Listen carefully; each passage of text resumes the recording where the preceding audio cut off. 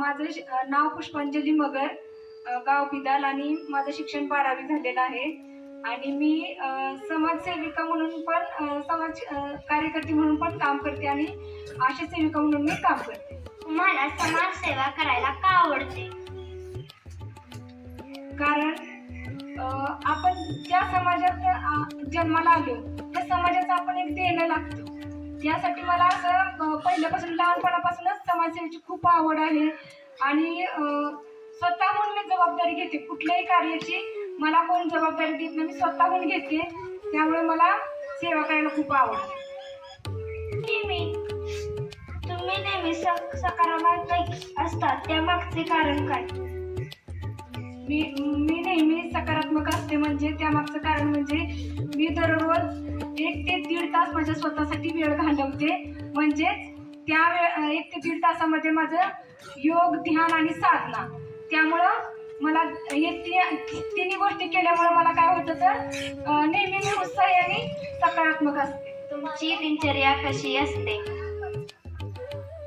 माझी दिनचर्या म्हणजे मी दररोज पहाटे 4ला उठते. तिथून मग छान आंघोळ वगैरे सगळं झालं की दिनचर्या झाली की त्यानंतर मी मग 1.5 तास व्यायाम करते. 1 ते 1.5 तास व्यायाम करते. त्यानंतर मग घरातली कामं आवरायची. त्यानंतर मग मी आशा सेविका म्हणून काम करते. त्यामुळे 9-9:30ला घरातून बाहेर पडते आणि तिथून मग कामाचा दिवस माझा सुरू होतो. तुम्ही रोज कोणते व्यायाम करता? वॉर्मअप, त्यानंतर म्हणजे स्ट्रेचिंग, लुजनिंग, त्यानंतर सगळे आसनं करते. पद्मासन, पर्वतासन, अर्धनटराजासन, त्यानंतर वृक्षासन, ताडासन, त्रिकोणासन, त्यानंतर पद्मसाधना म्हणजे पाठीवरची पोटावरची आसनं, भुजंगासन, कॅटासन, अशी वेगवेगळी आसनं मी करते. तुमच्या शाळेत घडलेली एक गंमत सांगा.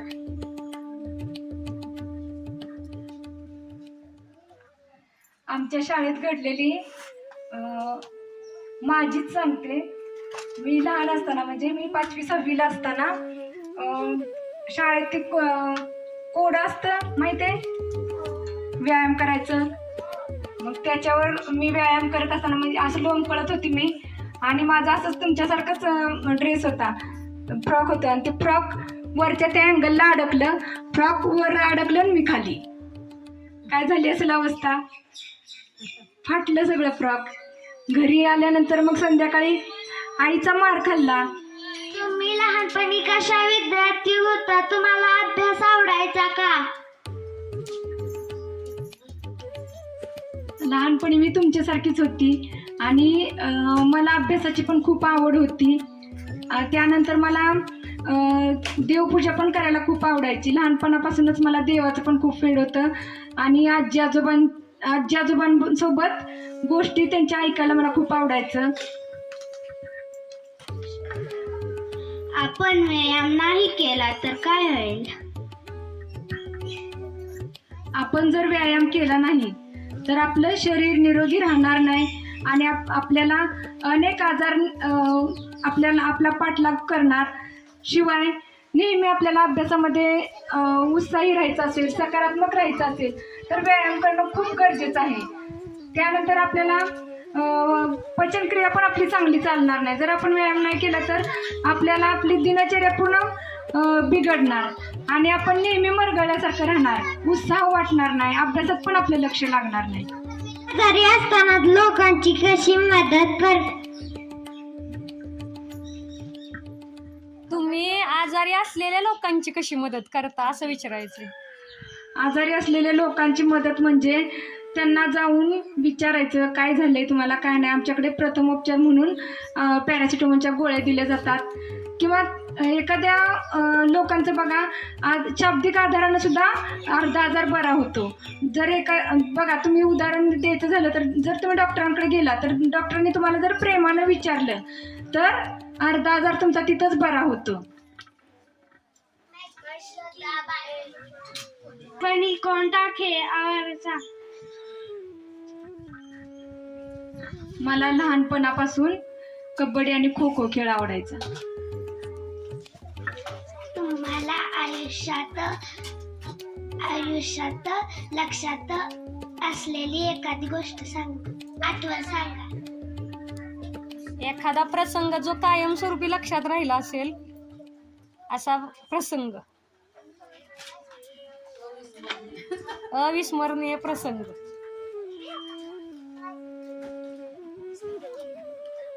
ज्या वेळेला मी 10वीला होते त्यावेळेला 10वीची परीक्षा माझी जवळ आलेली होती आणि त्या काळातच माझे वडील एक्सपायर झाले. त्यानंतर मला परीक्षेलाच बसू वाटत नव्हतं.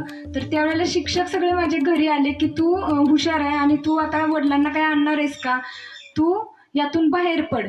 आणि मग त्यांनी मला जबरदस्तीनं पेपर द्यायला नेलं.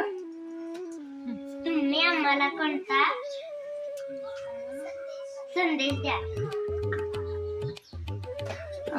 दररोज सकाळी लवकर उठणे, त्यानंतर बाहेरचे बेकरीतले पदार्थ किंवा हॉटेलचे पदार्थ न खाता जे तुमच्या आईला बनवायला येतं तेच पदार्थ खायचं आणि रोज आईवडिलांची सेवा करायचं, आईवडिलांना नमस्कार करायचा, शाळेत आल्यानंतर शिक्षकांना नमस्कार करायचा आणि जे आपल्यापेक्षा वयानं मोठे आहेत त्यांचं सर्व ऐकायचं, जे काय सांगतील ते कामं ऐकायची, इतरांना मदत करायला शिकायची. एवढाच मी संदेश तुम्हाला देऊ शकते. तुम्ही लोकांसाठी काय काय काम करता. मी लोकांसाठी काम करते म्हणजे त्यांचे जे आरोग्याचे प्रश्न असतील त्याच्यावर मी काम करते. त्यानंतर त्यांना ज्या काही योजना आहेत, शासकीय योजना, तो लाभ मिळवून देणं व त्यांच्यापर्यंत त्या योजना पोहोचवणं हे मी काम करत असते. त्यानंतर एखाद्याला जरी आर्थिक मदत लागली तरी मला शक्य असेल तेवढी मी करत असते. त्यानंतर जरी एखादं अडचणीत असेल तर त्याला शाब्दिक आधार देऊन मी मदत करते.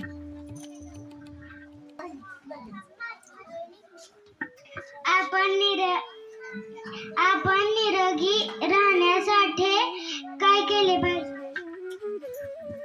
आपण निरोगी राहण्यासाठी दररोज एक अर्धा तास तरी स्वतःसाठी व्यायाम केला पाहिजे. त्यानंतर सकाळी लवकर उठल्यानंतर शौचावरून जाऊन आल्यानंतर हात स्वच्छ साबणाने धुतले पाहिजेत, दात स्वच्छ घासले पाहिजेत, केस विंचरले पाहिजेत व्यवस्थित. त्यानंतर आठवड्यातून 1 दिवस नख आपली कापलेली पाहिजेत. त्यानंतर आहार पण आपला व्यवस्थित असणं गरजेचं आहे. समतोल आहार केला पाहिजे. आहारामध्ये पालेभाज्या, कडधान्य, मोड आलेल्या कडधान्य, त्यानंतर शेंगा, दूध, फळे असलं खाल्लं पाहिजे तर आपण निरोगी राहू शकतो. तुम्ही सकाळी लवकर कसे काय उठू शकता. बघा, आपण जसं तुम्ही शाळेत आल्यानंतर तर तुम्हाला कसं काय वाटतं की बाबा 10 वाजले किंवा 9 वाजले, मला शाळेत जायचं. मग तुम्ही कितीही खेळात मग्न असला तरी पण शाळेची वेळ चुकवता का? नाही. तसंच मला पहाटे 4ची रोज सवय झालेली आहे, पण मला दिवसभराचं कामाचं शेड्यूल माझ्या डोळ्यासमोर येतं. त्यामुळे मी लगेच मला जाग येते आणि मी उठते. तुम्ही लोकांना काय संदेश द्याल. मी लोकांना हाच संदेश देईन की जसं तुम्ही सकाळी प्रार्थना म्हणता, माणसाने माणसाशी माणसासारखे वागावे, हो की नाही, हाच संदेश त्यांच्यासाठी महत्त्वाचा राहील. कारण बऱ्याच वेळा आपले सख्खे भाऊ असतात, बहीण असते, तर आपण त्यांचीच खेचाखेची करतो, त्यांच्याशीच भांडण करतो, हो की नाही. तर हा जन्म आपल्याला माणसाचा पुन्हा पुन्हा नाही, तर हा जन्म आहे त्याचा आपण सार्थक करावं. लोकांशी व्यवस्थित प्रामाणिकपणे वागावं आणि मन मोकळेपणाने वागावं, एवढाच मी संदेश देते. तुम्हाला भीती वाटते का. तुम्हाला केव्हा भीती वाटली होती.